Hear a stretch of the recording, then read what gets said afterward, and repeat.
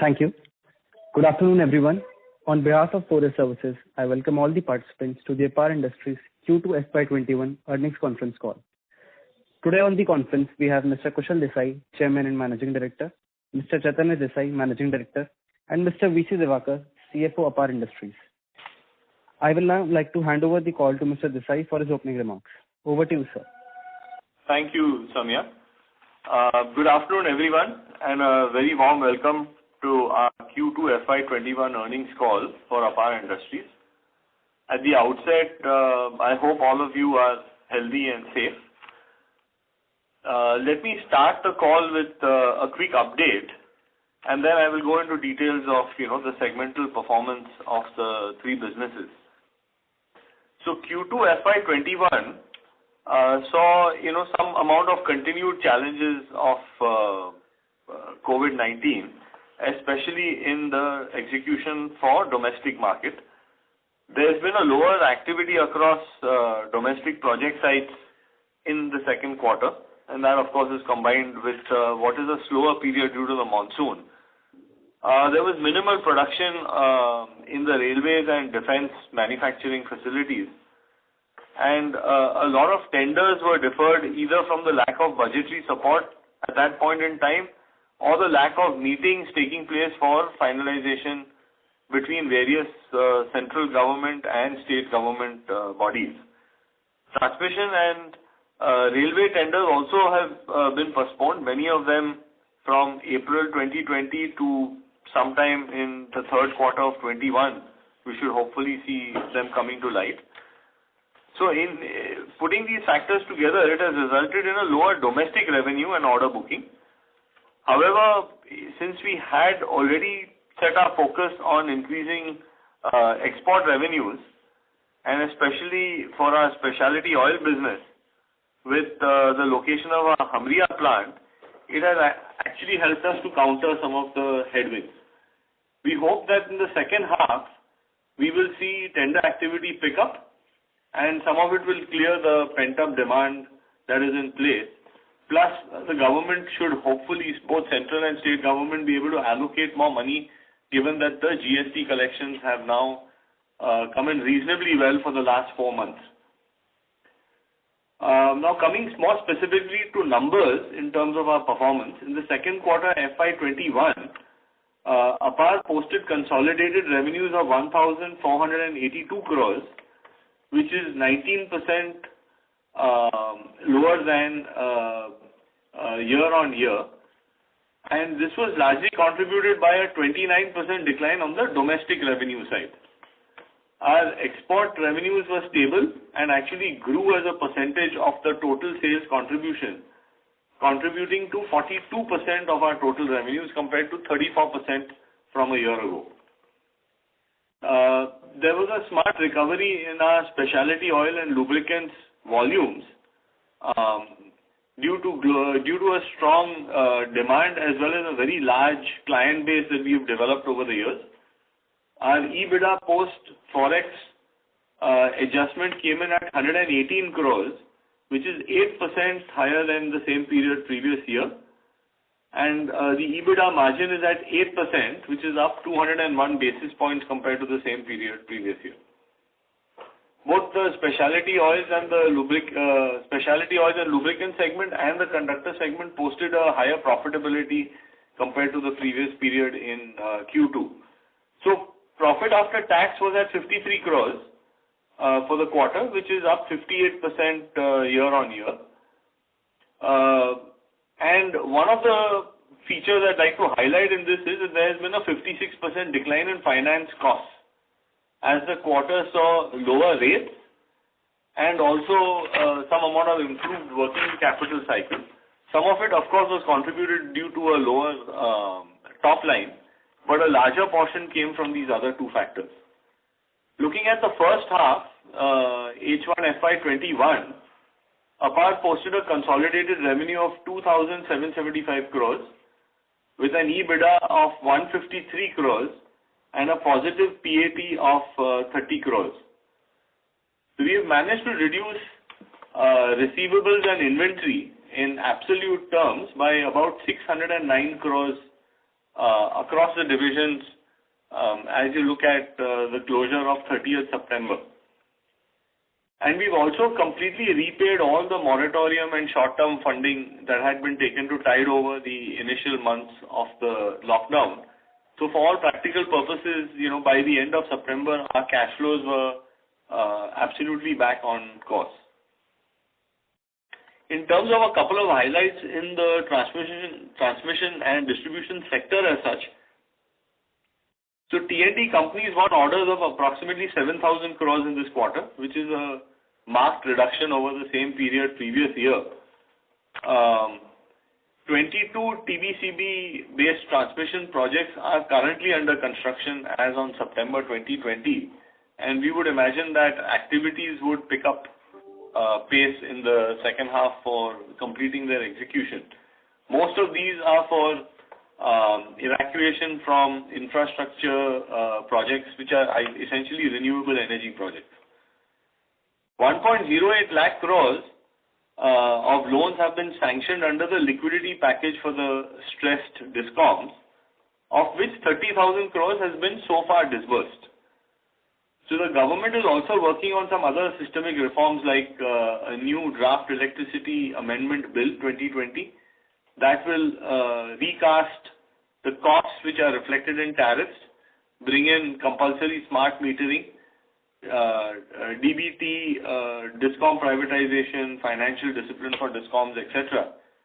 And if this happens, then it will be a huge step in the right direction using legislation. Also, the government plan for the Indian railway electrification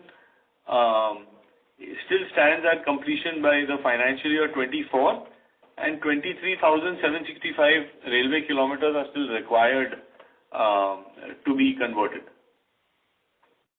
Now, coming on to the more specific sector-wise performances, our conductor revenue declined 30% year-on-year and came in at 628 crores in Q2 FY21.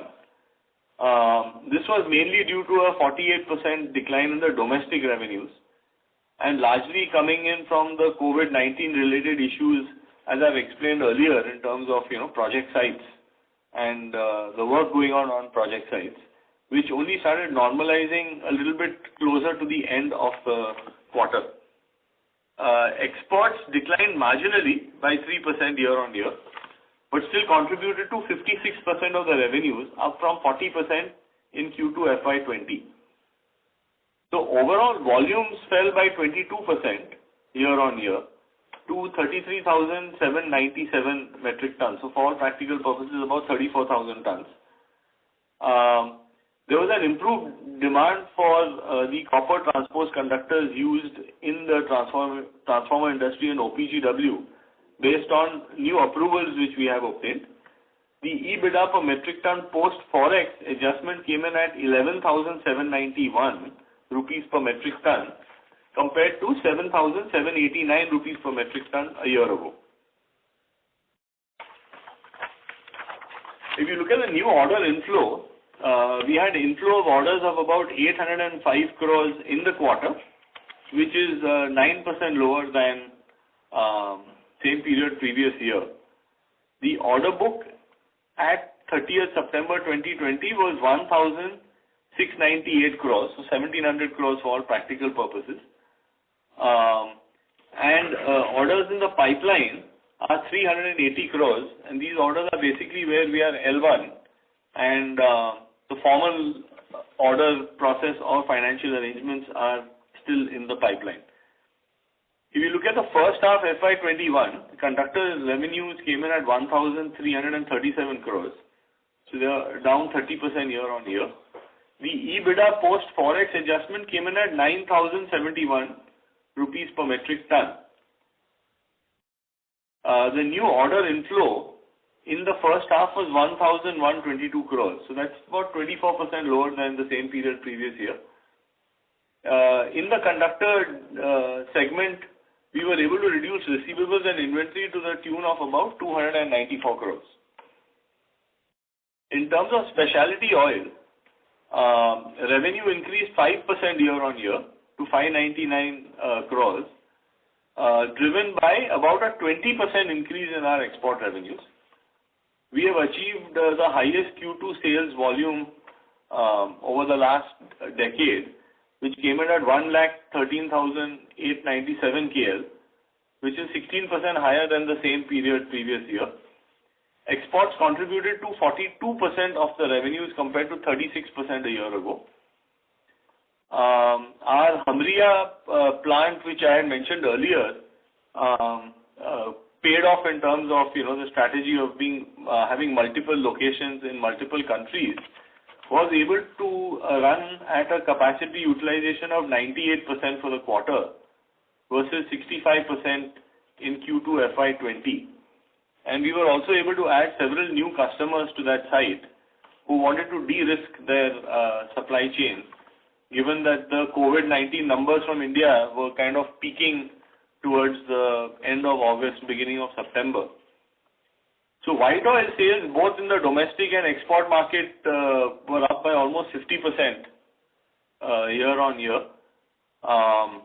Whereas transformer oil declined due to poor demand from the utilities and transformer OEMs for the same reasons as I mentioned earlier in my opening remarks, as well as with the conductor division.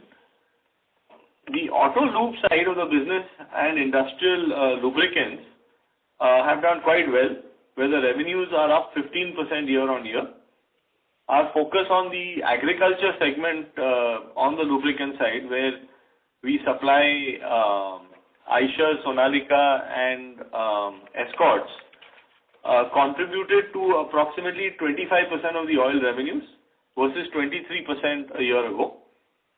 We also gained from a reasonably good recovery in the retail side, led by increase in the volumes of tractors as well as two-wheelers. So if you look at the EBITDA per KL after forex adjustment, so that has increased by 130% over the previous year same quarter. So that came in at 6,538 rupees per KL. Q1 FY21 lockdown also created obviously ordering and supply disruptions, and that caused a negative impact in Q1 with higher price inventory. But the benefit of it came in Q2 as the orders got executed, but with a cheaper inventory level. So to that extent, there has been some amount of an exceptional occurrence taking place due to this. If you look at the overall first half, the oil business posted a revenue of 950 crores, which is down 20% year on year. And the EBITDA per KL post forex came in at 4,500 rupees per KL, which is still 32% higher than the same period previous year. When you look at reduction in terms of receivables and inventory, it came in at approximately 94 crores. And finally, if we look at the cable segment, so cable revenues declined by 31% and came in at 254 crores. This was due to an overall low market demand. We did have a lot of delayed payments from EPC customers and some of the utilities, and the competitive pricing resulted in quite a few unremunerative margins in particularly the commodity lower end of the power cable segment. The export revenues contributed to 12% of revenues. Power cables continued, as I mentioned, to be highly competitive. The elasto and e-beam cable side also was affected due to lack of production at the factories of railways and defense, where in the first half they've run at less than 10% capacity. Our expectation is that in the second half they will start picking up, but some of the orders have been pushed back to the first quarter of next year, which is from April onwards. The solar sector projects were slow in the first half, but towards the end, from September month onwards, they have started picking up. So we expect a much better order flow, and it's already started from the month of October for the solar DC cables. The optical fiber and telecom side also saw a relatively lower offtake. There has been a deferment of deliveries in a few cases. The EBITDA margin post Forex came in at about 4.4% versus 11.2% in the previous year. The export order booking for the second half, however, is a lot better on the cable side. In the first half, FY21, cables posted a total revenue of 504 crores, which is 34% down compared to the previous year, and the EBITDA margin posted was 3.7%. There's been a reduction of 221 crores in receivables and inventories. So, just to summarize, going ahead, in the second half FY21, we expect definitely better tendering to be in place compared to the first half. We are also expecting a higher utilization in the railways and defense facilities. A revival in demand is already showing signs of picking up in the mining sector, the wind power as well as the solar segments. Our execution of export orders will also improve in the second half, especially in the cable business, as I mentioned earlier. So with this, I come to the end of my comments. I would like to thank all of you for joining our call and wish you good health. We would like to just open up the floor for questions, if any. Thank you very much. Thank you very much. We will now begin the question and answer session. Anyone who wishes to ask questions may press star and 1 on their touchtone telephone. If you wish to remove yourself from the question queue, you may press star and 2. Participants are requested to use handsets while asking questions. Ladies and gentlemen, we will wait for a moment while the question queue assembles. To ask a question, please press star and 1. The first question is from the line of Pratish Daftari from Equitas. Please go ahead. Hi, thank you for the opportunity. So my first question is with respect to conductor segment. So now that our order inflow is more tilted towards exports, I wanted to know how is the margin profile for these export orders and how does it compare to our existing business? And whether the working capital requirement or the days for this business would be higher as compared to our existing business. So generally, our export business has been giving us better margins than the domestic business on the conductor side. The only problem we see is that the government of India is undergoing a transition with regard to the export refund scheme for certain taxes. Earlier, it was in the form of a MEI scheme. Now they have said they will, have a sunset for that, and they will introduce a new scheme. So we are not clear as to what the new scheme, in terms of, the numbers will be compared to the existing scheme. So there is a possibility that there could be some, different kind of rate that they'll fix up. So that we'll know in a due course of time. And with regard to working capital cycle, generally for the export is a little higher, but the rate of interest cost is lower compared to the domestic side. So overall finance cost per se is actually reduced, and also we don't have to hedge in terms of the export because of the natural hedge. We are buying raw materials in dollars and selling also in dollar terms. So the hedging cost is somewhat reduced in the export compared to the domestic, where whether we buy from Indian producers or we buy from the duty-paid imports, they are all pegged to the LME rate, which is in dollars. So that we have to take a forward cover also for that, and we have to incur the cost of the rupee dollar as it fluctuates. Right. Okay. And with a good margins have been better this quarter for conductor segments. Our EBITDA margins have been about 6%. Do we think that these margins are sustainable, considering that our key metal prices in general are going up, the key raw material prices are going up, and would we be able to sustain these margins in H2? So basically, we have hedging mechanism for the raw materials, and our entire business model is based on the value addition on the raw material. So we typically take back-to-back hedging position against the orders that we take. So as such, even if the metal prices are high or low, it does not really make a difference for us. So this margin improvement would be with respect, like because of cost optimization? So yeah, it's one part is of course to do with the order mix, because now in the conductor business we have not just the conventional conductors, but we also have other types of products that we have introduced over a period of time. So that has contributed to some extent. Okay. And also certain costs we had to reduce with the COVID situation and the lockdown. So we have taken certain steps to reduce our operating costs. Okay.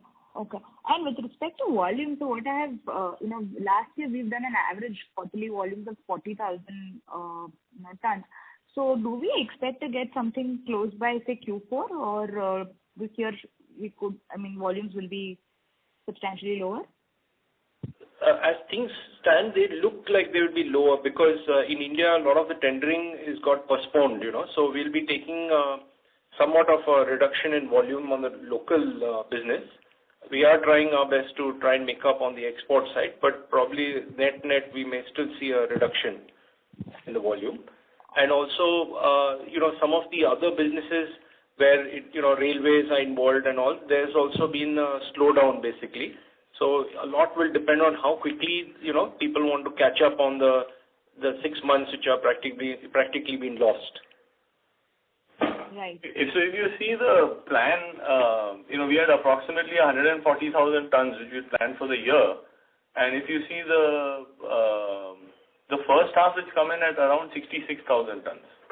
Right. Pro rata basis, it's a little bit lower. As Chaitanya said here, there is still some uncertainty in terms of exactly the call-offs that will happen. Our sense is that second half activity will pick up because the coronavirus situation has improved to some extent, and I think the arbitrariness in the way in which, project sites were being handled pre-September, I think that also has settled down.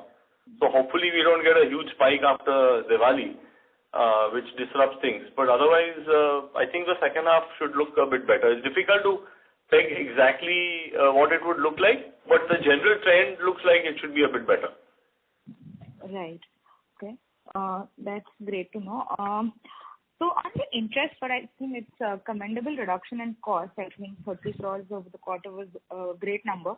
But I just wanted to know that now that we're expecting that in general the activity will improve in H2 and the business in general will pick up, how much of this interest reduction is going to be sustainable? This interest is sustainable actually, but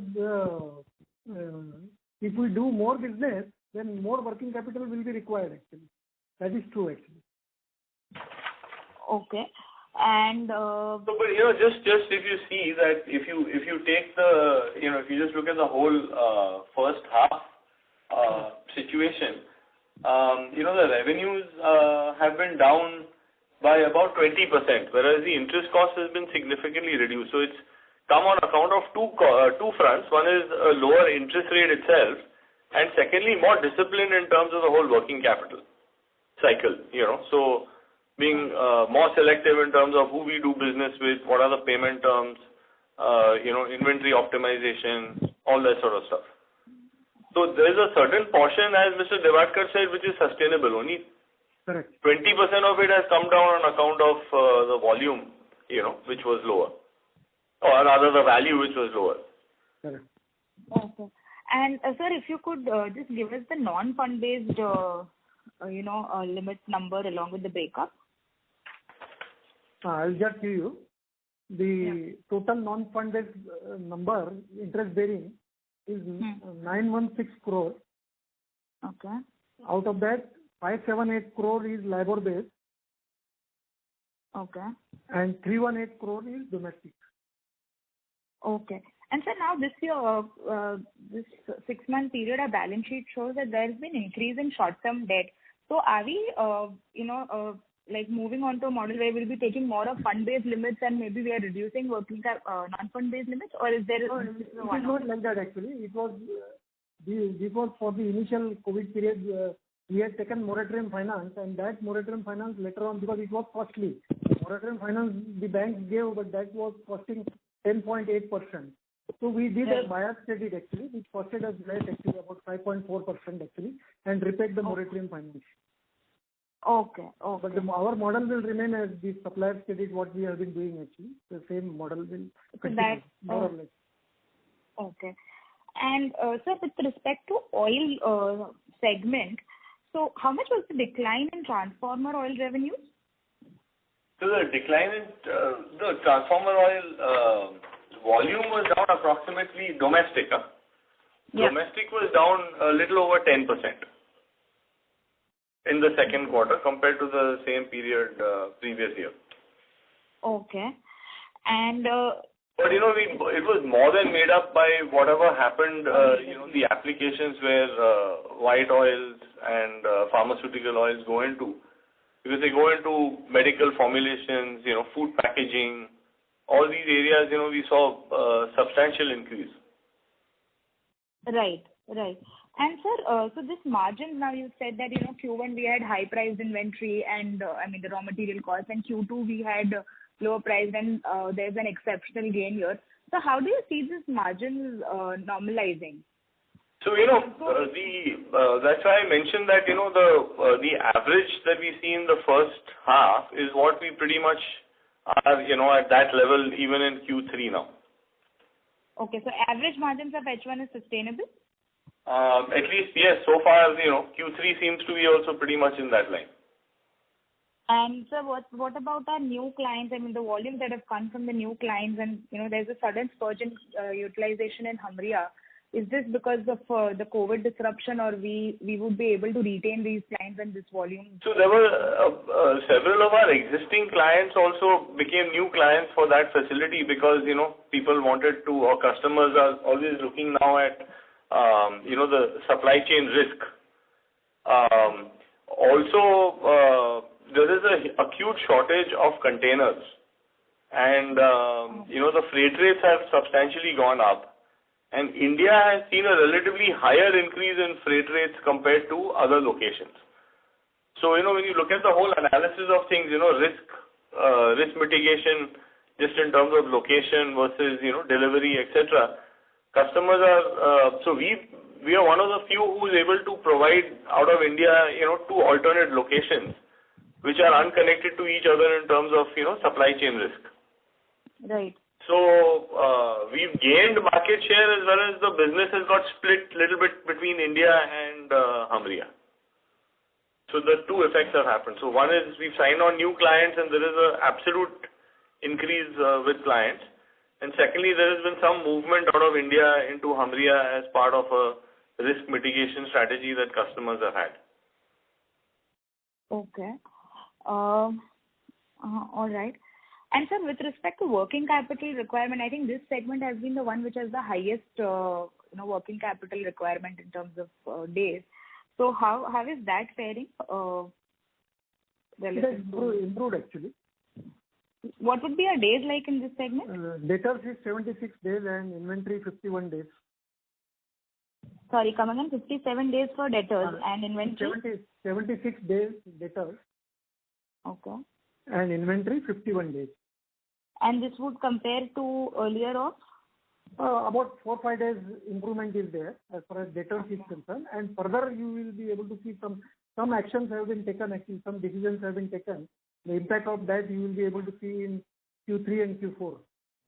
The inventory also includes the inventory which is in transit. Yes, sir. So what we've got on the ground actually is less than 30 days today. Yes, correct. And you have about 30 days of inventory on the high seas for goods incoming into the three manufacturing plants that we have.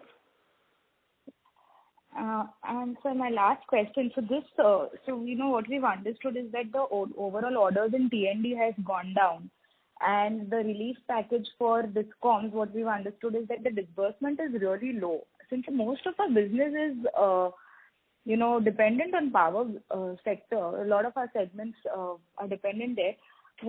How do you feel is going to be the demand in medium term from, this segment? Do we see any material change happening which could help us or adversely impact us? So, our exposure is much more to the transmission sector than distribution. The transmission sector still seems to be relatively in a better position. The state governments have actually gone in and, kind of frozen any expenditure happening for some period of time because there was a huge allocation that they had to make, for fighting the coronavirus related issues in the absence of, the GST payments coming in from the central government. Now, with the central government, the GST collections having improved, and they've already started releasing money to the states. Plus, there is some discussion going on, and a few states have already started borrowing from the GST window that, has been created for funding. Our sense is that the transmission projects will come back on track a lot faster than the distribution.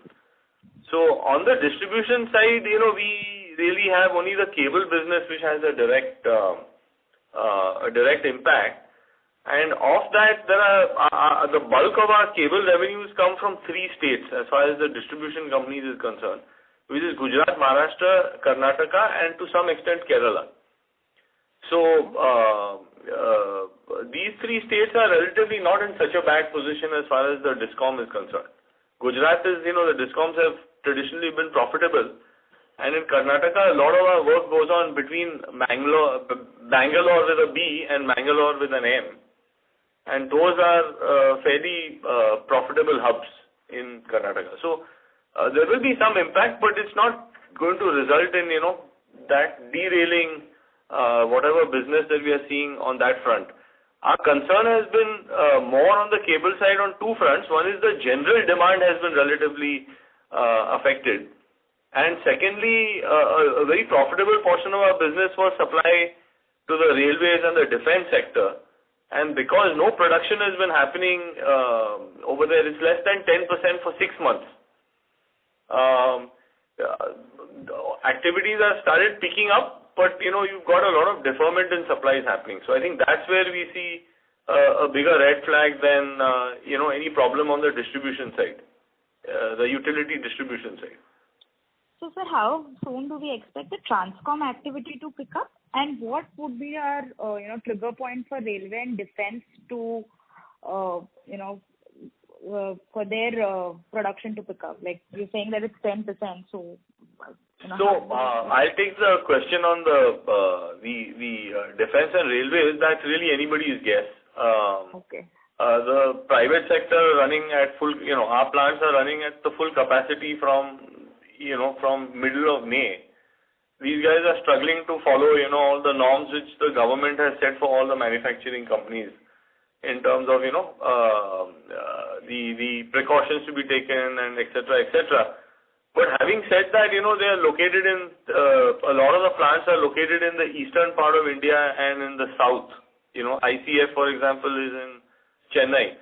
So there the coronavirus situation also has improved. Our sense is that it will start picking up. Definitely Q4 will have a big impact, and I'm sure they'll run on overtime and churn out a lot of stuff, but difficult to exactly predict. All I can say is that it will be much higher in the second half than in the first half. Okay. Yeah. And on the transmission part of it, what we see is that it's been more delayed due to procedural, aspects with regard to opening tenders. It is not stuck up because of financing. And typically these are tariff-based competitive bidding, projects where the finance will be not from the central government. They will be again based on, bank financing for people like Adani Grid, Sterlite Grid and Power Grid and some of their, other BOOT operators. Right. So it's to a large extent it's just a procedure of also physical meeting, and awarding and things like that, So typically for us to, benefit, I'm assuming there'll be some delay, right? Like first the tendering has to begin and then order flowing to us and our execution. That's why our domestic side, we feel that the second half will be better than the first half, but, we are continuing to concentrate more on some of the export projects where the path seems to be, clear, and the orders have already come into the system. Right. Okay. Yeah. Okay. Okay. Thank you. Thank you. The next question is from Maulik Patel from Equirus Securities. Please go ahead. Thanks for the opportunity. Just a few bookkeeping questions. A lot of questions are already answered. So what are the capex we are looking for this year and the next year? Maulik, we have already incurred about 17 crores capex, and not much capex is now planned actually. At the most, another 15 crores, I will say. Okay, so this is for this financial year. Yeah, anything we have planned for the next financial year? Next financial year, we have to, Kushalbhai will... So Maulik, there's no major projects which are there. If you take maintenance, capex and everything put together, it'll probably be in the range of around 40 odd crores.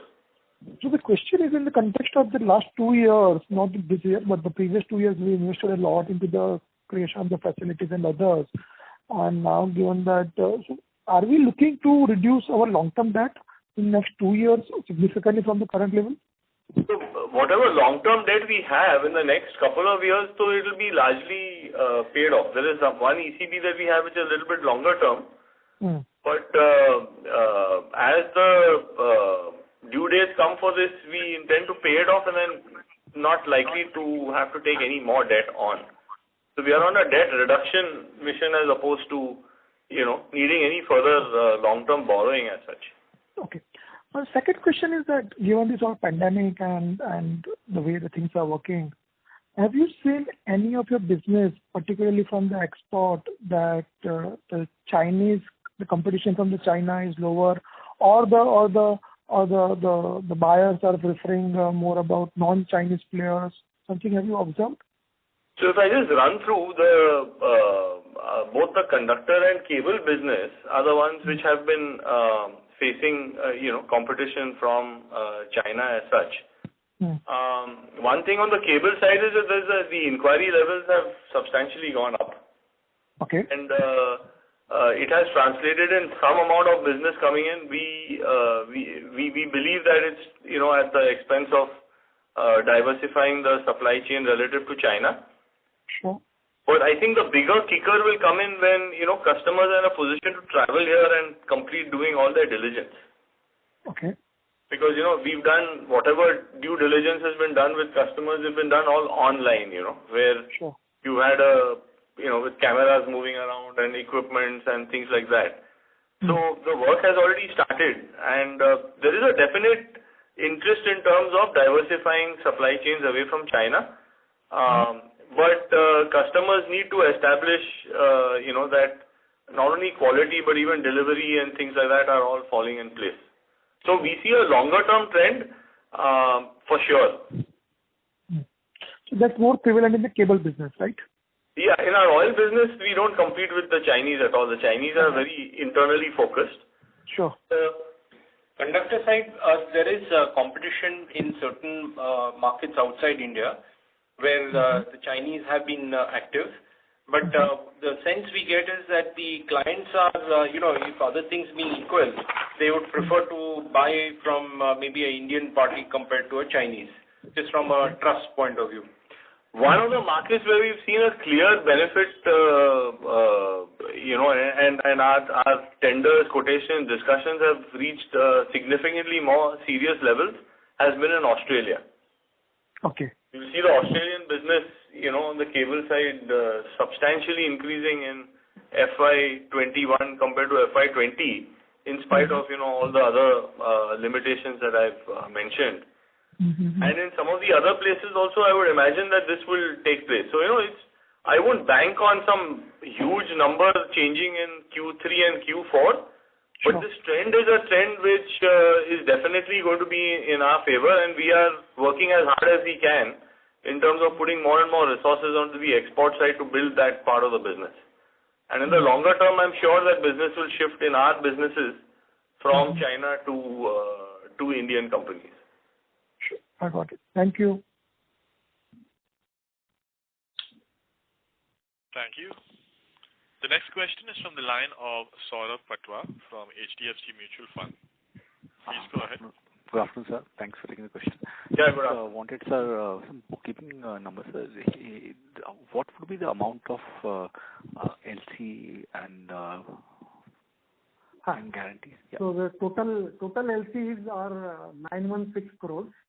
916 crores. Out of that, 578 crores is LIBOR based, Yeah. and 318 crores is domestic. These are interest-bearing LCs. Correct? Yes. So this has come down sharply, right? So this Yes, it has come down. So it was. So sort of 30% of it has come down only because of the volume, which is lower. Right. But in some of the cases, as the cash flow has improved, domestic purchases and even from the export purchases, smaller purchases, we are just taking on a direct basis without opening letters of credit. Right. So my question was so historically last 3-4 years, what has happened is I think we have been we have seen improvement in conductor business, especially in terms of EBITDA per ton. But our financial charges, incremental financial charges, actually negated that positive impact. So how do you see? So I think this quarter's financial charges were, I think, less, or least in last 3 years, or maybe more actually. So what is the kind of trend you're seeing, or is there any change in strategy or in terms of market conditions? We have tightened our working capital overall actually, as far as debtors are concerned, inventory, which earlier also Kushalbhai mentioned actually. Right. And so you will see this trend actually. Whatever you have seen in this quarter and the last quarter also to some extent actually, you will see this trend going forward actually. We have also said that we are having more focus on the working capital. Right, because our debt has been coming down, but this LC-based part has actually negated all those positive things. No, I'm not saying about this quarter. I'm saying in last 3 years or so, the trend has. I agree with you actually. Earlier that trend was there actually. There is the finance cost has increased actually. So now you will see that the finance cost is going down actually.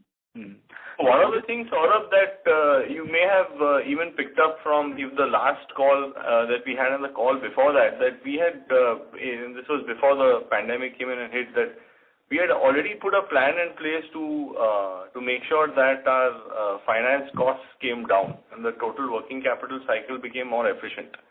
Right. And we were prepared to drop the bottom end of the business if that was required in order to achieve this particular objective. So we've actually gone ahead and executed it. So you'll see that to some extent, the business volumes also have suffered. On the cable side itself, if you take some of the customers where the orders were relatively large, for 200 crores of business we've not pursued, even though we were at the final stage and the customer wanted to place the order on us because we couldn't agree on the right commercial terms, etc. Right. I think slowly larger players, who will also burn themselves if they don't follow this discipline, will start falling in line because the banks have become very tight in terms of, extending credit for dues which are beyond 90 days, etc. Right. This discipline is something which we already started. That's why, the benefits of it have shown up in the first half of this year. But it's something which we want to go forward with. In fact, in the previous question also I mentioned that the reduction in the interest cost is much more than 30%, which is the reduction in the sales value that we've had. Right. Yeah. So, just one, also wanted to understand our strategy on the cable part. So the drop has been sharp, but many of these projects now there is a competition increasing, which from other E-beam cables plants being added in the country. So maybe from 3-4 years down the line, how do you think the competitive scenario, and how do we see ourselves? So yes, the competition has increased on that front, but we've done two things to secure our own volumes. One is that we've started expanding our footprint outside India for the same sets of cables, including solar cables and other E-beam cables. The second thing is that we've forward integrated into doing railway harnesses, and so that gives us a much bigger leverage, because you're using your own cables to then provide, a value-added service to the various locomotive companies as well as the coach companies. Okay.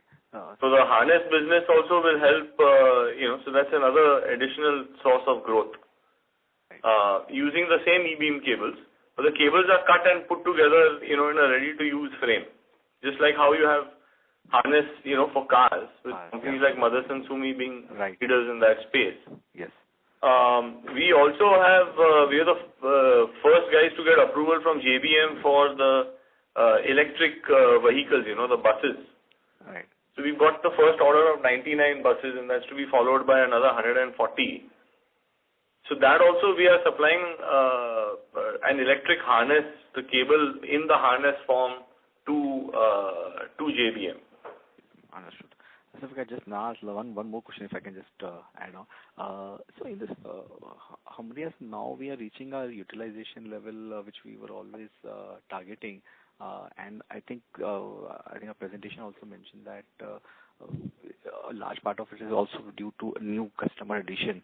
So would it be fair to assume that going forward, so the initial target when we were setting up the plant was that we will be moving the export market, export demand to Humria, and we'll focus the domestic plant will focus more on the domestic market.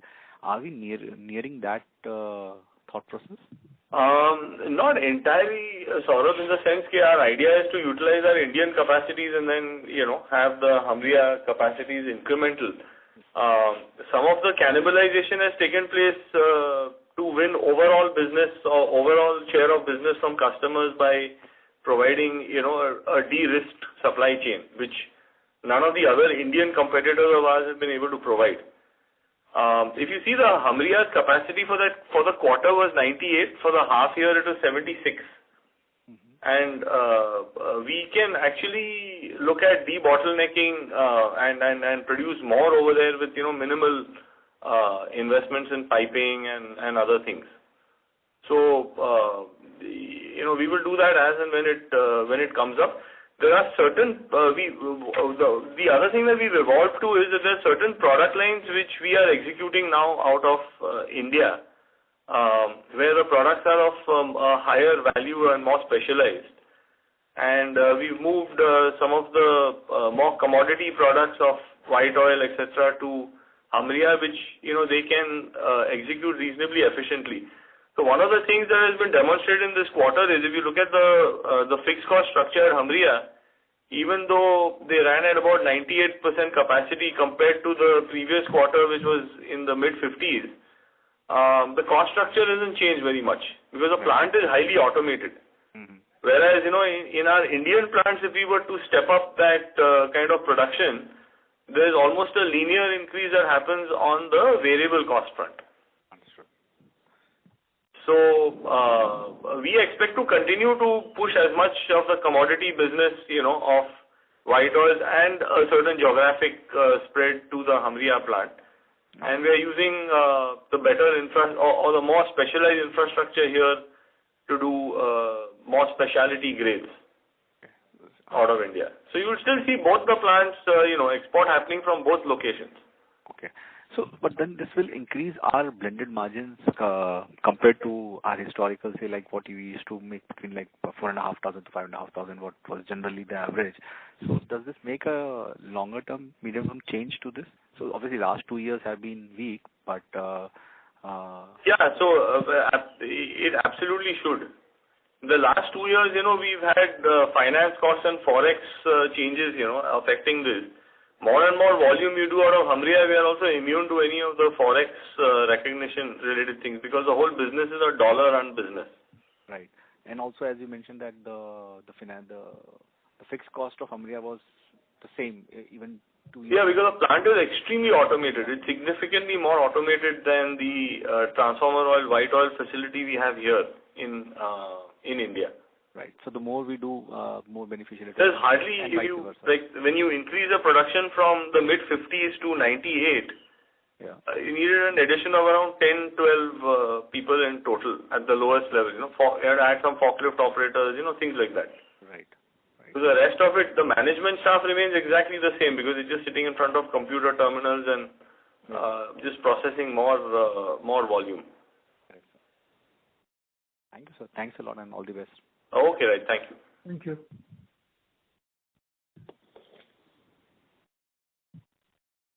Thank you. The next question is from the line of Anuj Upadhyay from Emkay Global. Please go ahead. Yeah, thanks for the opportunity, sir. Sir, if I go by your presentation, then the HEC revenue share during the quarter has fallen to 13% compared to 15 year-on-year. Even our copper conductor for the railways have contributed only 5%, vis-a-vis 22. So broadly, if I see that the higher margin contributing product composition has come down during the year, but in spite of this, the EBITDA per metric ton has gone up. Could you throw some light on this part, sir? Which are the things which are missing out here?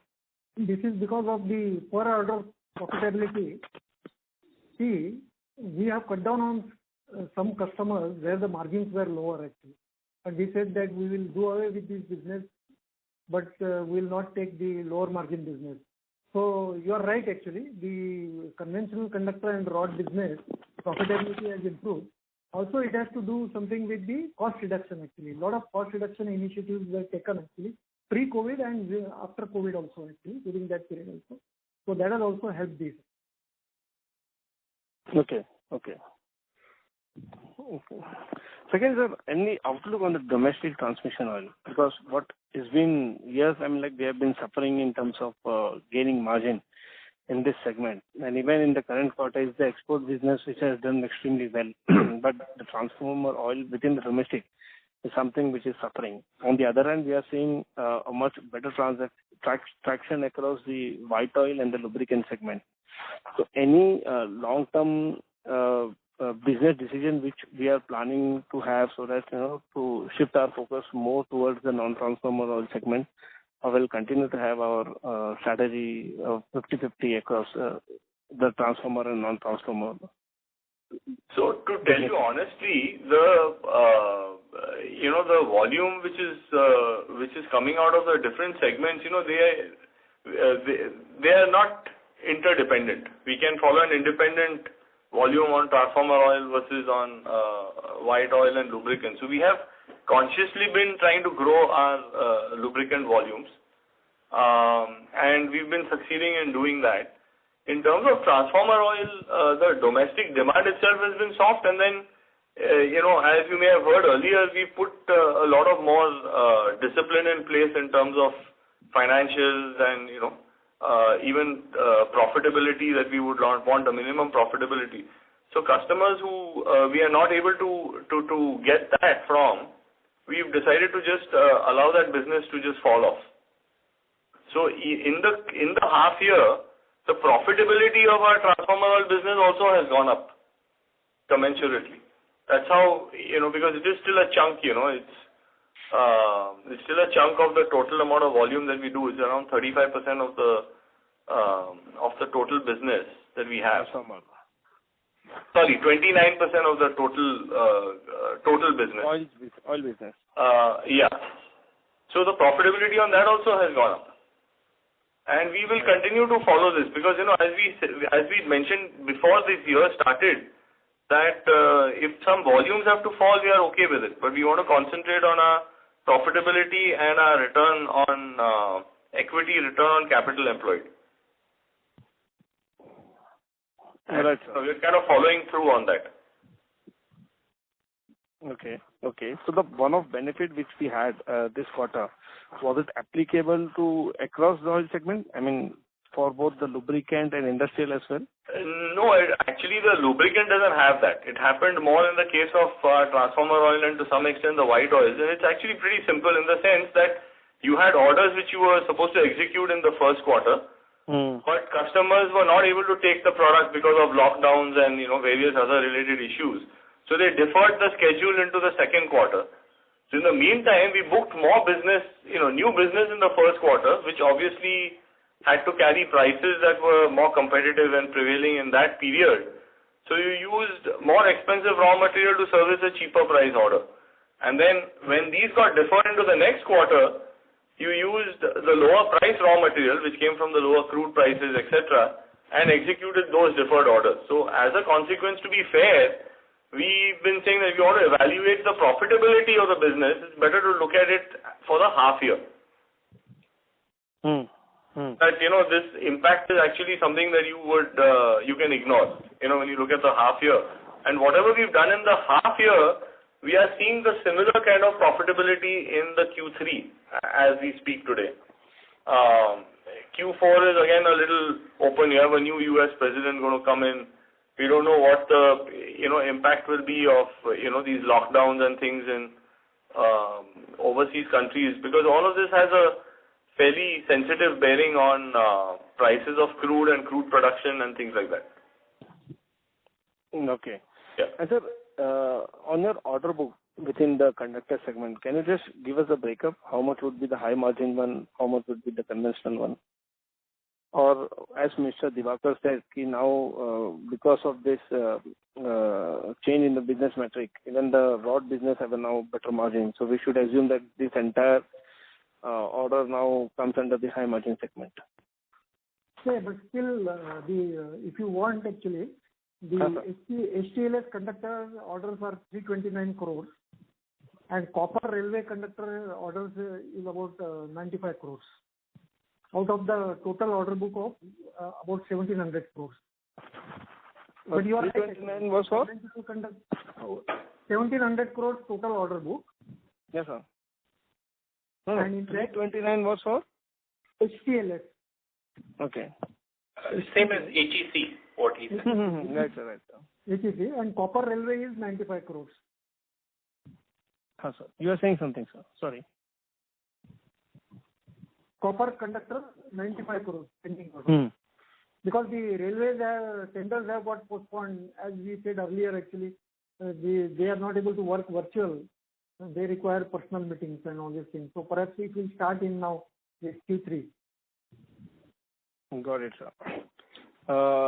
Lastly, sir, in your slide where you mentioned about the capital employed across various segments, showing that the capital employed across the conductor segment has almost gone up by 2.5x from like 200 odd crores in June 20 to it's like 490 crores. Actually, see, there whatever we show as current liabilities, they are interest-bearing liabilities. So okay, it's sir. not look too much.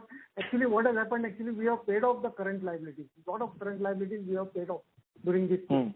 And further, you will see during this October, November, December also, we will be paying off some of the liabilities. As you have seen, the LC number also has come down, no? Right, sir. That has come down significantly. Fine.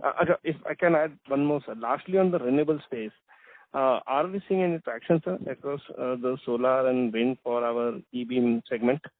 So as I mentioned, we are seeing more traction now on starting to come on both the segments. From September onwards, we started getting increased orders on the solar DC cables. There are the cables which are used for the panel wiring. Right, sir. Wires the panels of the where we are the largest producer in the country of that. So that business has started kicking in. And our expectation is that it will do very well compared to the first half, in the second half. Where the project sites are pretty clear today, for execution. And most solar sites don't require more than 6 months in terms of execution cycle from start to finish.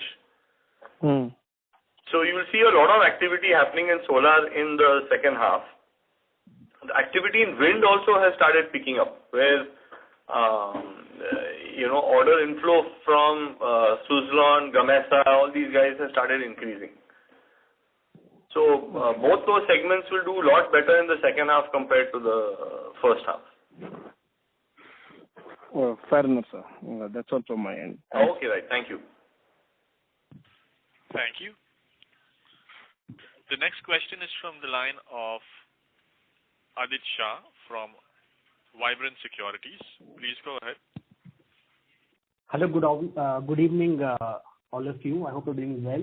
Good evening. My first question is that 53 crores is perhaps the highest ever quarterly profits which we have reported as a company, and it is commendable considering that the revenues are much below our highest ever, also in terms of volumes. And one of the biggest reasons has been the significant reduction in the interest cost. So what I understand is that there is no change in the way the business in terms of the dynamics. It's just that we are being more cognizant in terms of the kind of orders which we take in terms of the creditors and the basically lower receivable days, right? Is my understanding correct? Correct. Your Okay. understanding is correct. 2-3 other impacts are there. Rate impact is also there. Commodity price impact is also there. Plus what specific actions which we have taken, which earlier we have discussed, that we have done away with some marginal customers actually, where the finance cost was higher and the margins were lower. Yeah. So effectively, LIBOR movement is not in our hand, neither commodity prices, so that impact may get negated. But the one which we are doing from our end would be sustainable. That's what you're saying. I get that. So do you want to hazard any guess on what our interest cost could be on a quarterly basis, around 40 crores, less than that, or it's very difficult to say that? Again, this will be driven by the interest cost. As you rightly said, nobody can predict what will be the interest cost actually. But if it remains like this only, it should be below 40 crores. Got it. So one question is that we had released a lot of capital, more than 600 crores through reduction in inventory and receivables. However, we actually repaid more than that and actually took up a borrowing on the balance sheet in terms of short-term borrowing. So was the idea because of just arbitrage? The short-term borrowing was at a lower cost, so it's better to repay the creditors? See, some of these liabilities, when they become due, you have to pay, no, actually. So we have paid those. Got it. And the LC liabilities have gone down, actually. Got it. So my second question would be in terms of segments. You have mentioned for the conductors, you are budgeting for 140,000 tons for the year, which we should be on track. Can you sort of suggest similar guidance for maybe oil, what we expect in the second half, and also cables? Is it possible or no? So, our original plan was to do 140,000 for conductors. We don't know exactly where we'll end up. We have ended up doing 66,000 in the first half. So, it's not very... We believe the second half should be better, but, at this stage to give a guidance is a little bit difficult. The only trend which we can give probably is that the second half looks to be better than the first half in terms of volumes. Okay. And things are kind of settling down, and obviously the first 2 months was a big drag. Things picked up in the next couple of months where some of the backlog was cleared, but generally we see second half being better than the first half. Got it. So my second question would be that if I look at your business segment-wise, we see that the cables has a relatively weak export franchisee in terms of the share.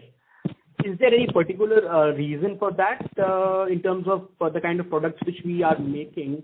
Are they not suitable for international standards, or is it that we have not focused on international market? Do you want to add any comments there?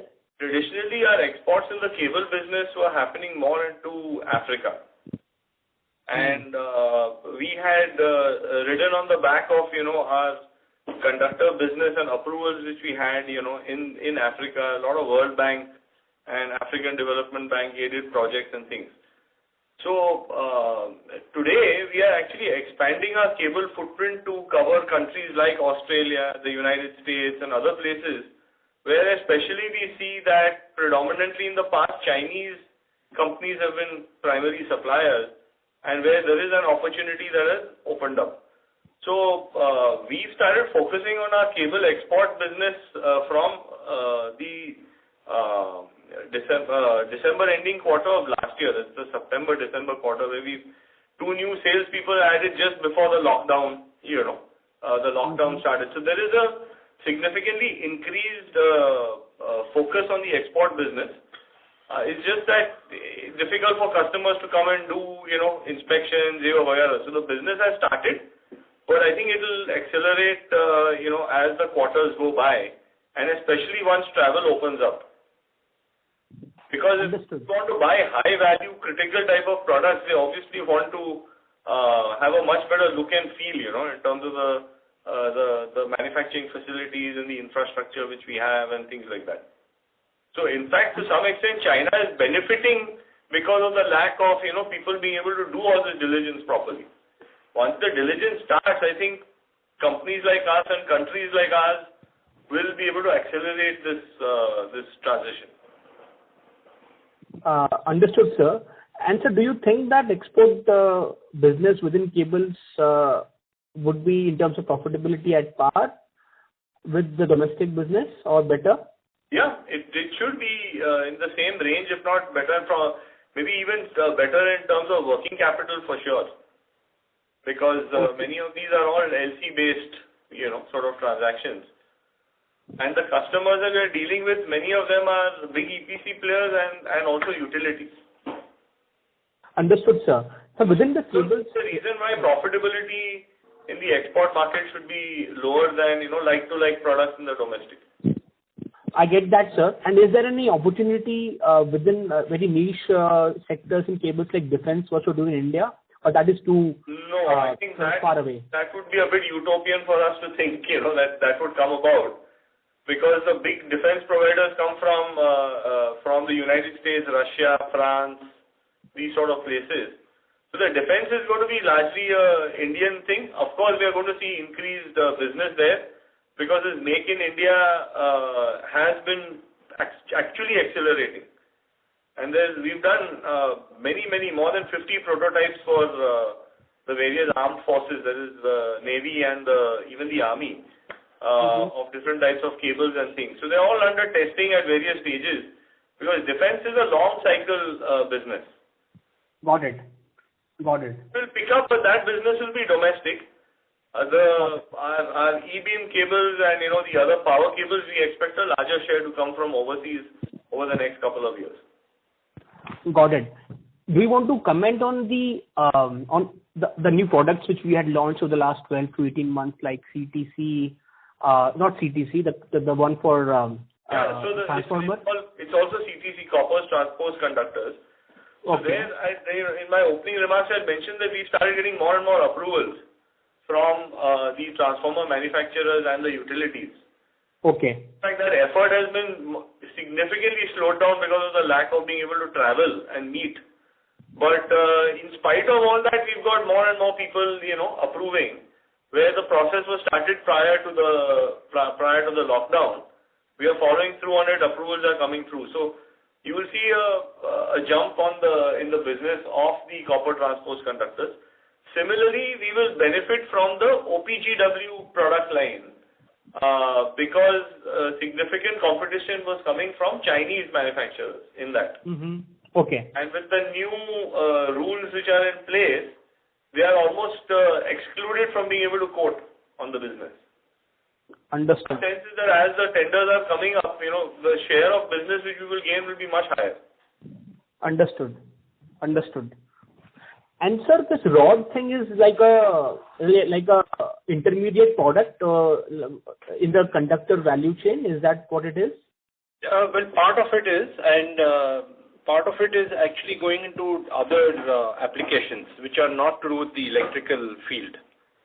They are more the mechanical products. So is there any opportunity there to focus there also? Or is it like more tactical and opportunistic in terms of rod business? So we have been doing this business, but it has been gradually increasing over the years. So that is a more sustainable business with better margins also. So we will be concentrating on it, but it's a relatively more niche product. Okay. Sir, on the oil business, you had mentioned that the India facilities are not as mechanized versus the Hamria, and there is much more operating leverage there. So we don't plan to sort of do that investment in India and make it at par. Is it not feasible? It's not that it is not feasible. It's just that the capex involved is fairly huge. So okay. When you look at the cost benefit, it makes sense to continue to operate in India the way we are. Understood. And move to more specialized products, where the volume runs are a little smaller, more SKUs, those sort of things. Understood. Whereas in Hamria, you get a very good operating leverage because the plant is very automated. When you go from 50 to 100% capacity, the cost is only very incremental. Yeah. Whereas here it would be, more linear. So we are trying to utilize. The specific question was that how are we going to operate between the two plants in terms of export, customers, etc. So we will use the two plants on a complementary basis. Understood, sir. Yeah. Sir, one more thing which I just noticed on the LinkedIn page is that we have something, an Aircos based branded some, two-wheeler batteries and even lubricants. Do you want to sort of what exactly is that business? Are we tying up with the Singapore-based company? Because you already have a relationship with ENI. Do you want to comment on this? The Arcos-based products are those where we have brand leverage on that brand, which we are bringing in. So we used to do some amount of retail in the case of Power Oil, and the Power Oil brand has a connotation of basically an oil and largely a transformer oil, where we are very famous for that brand. Okay. Wanted to look at extending products across different car care segments, etc. So the first product that we've actually brought on and experimented with is two-wheeler batteries. Okay. And we will be talking much more about it in the coming quarters because we just launched it and it got launched just pre-COVID. So now the business is starting to pick up, supply chain getting settled. But the Arcos brand is a brand that we want to use across product categories. Not just lubricants, but also looking at batteries and then other allied products. Got it. So maybe I'll wait for the next quarter to... when it becomes significant enough, then it makes sense to talk, about that business. So it's in a very infancy stage right now. Got it. So one final question.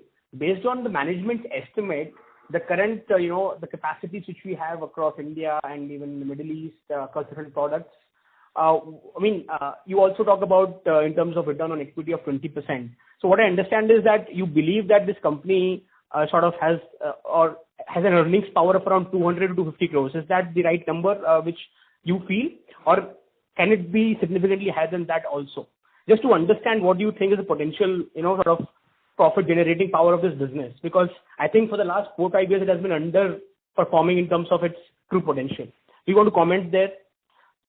Well, the capability is to definitely get to the 250 crores, and then the product mix will drive profitability that goes, higher than that. And that's what we are focused on trying to deliver. So we are, unless you start shedding some of the commodity business, that is a crutch that, that everybody actually uses. So we've taken a much harder call now, saying that we are dropping, some of the business that doesn't make sense and focusing on higher value business. So as these things start picking up traction, whether it's CTC for transformers, whether it's OPGW, all of this is starting to show some signs.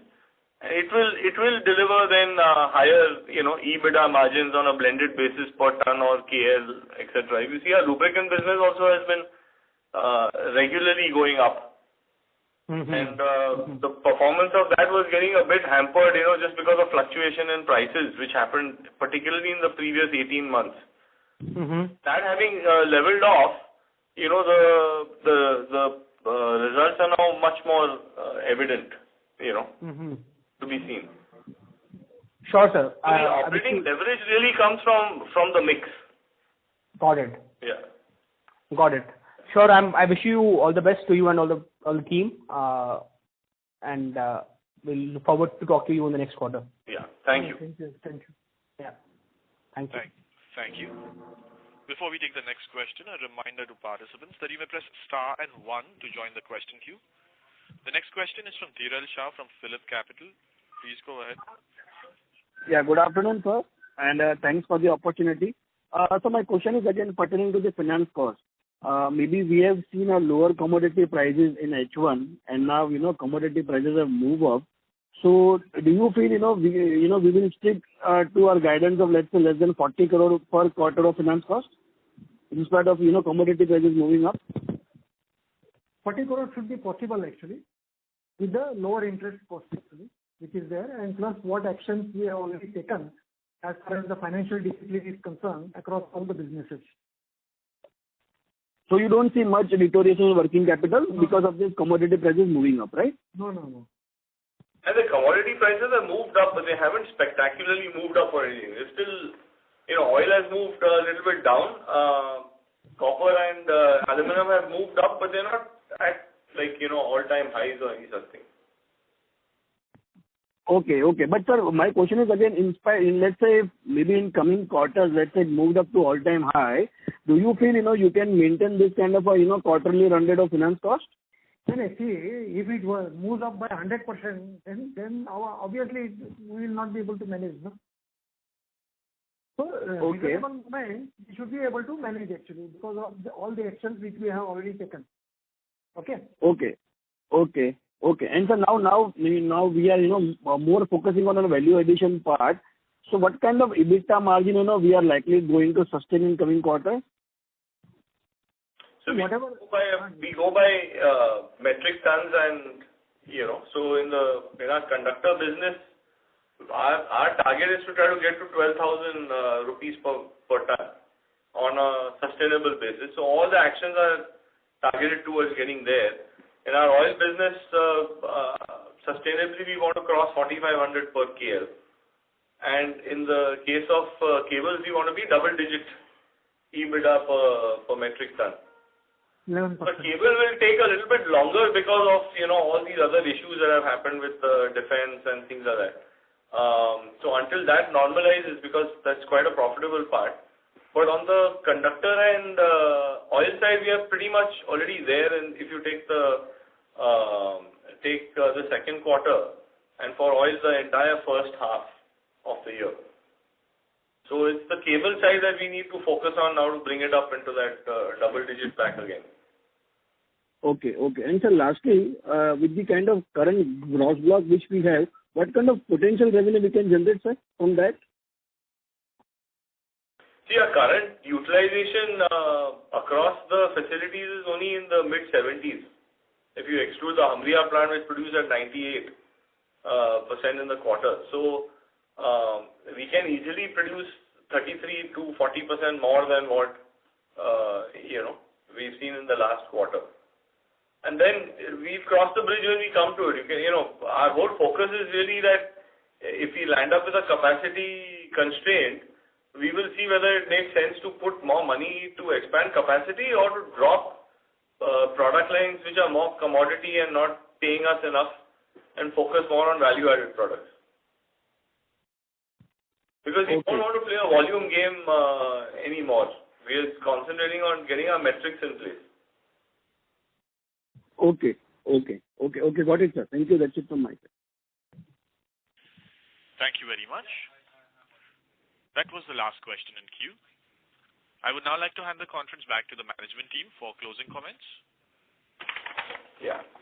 Thank you. So, thank you everybody for patiently being on the call. I'd also like to take this opportunity to wish everybody a happy Diwali and a prosperous New Year.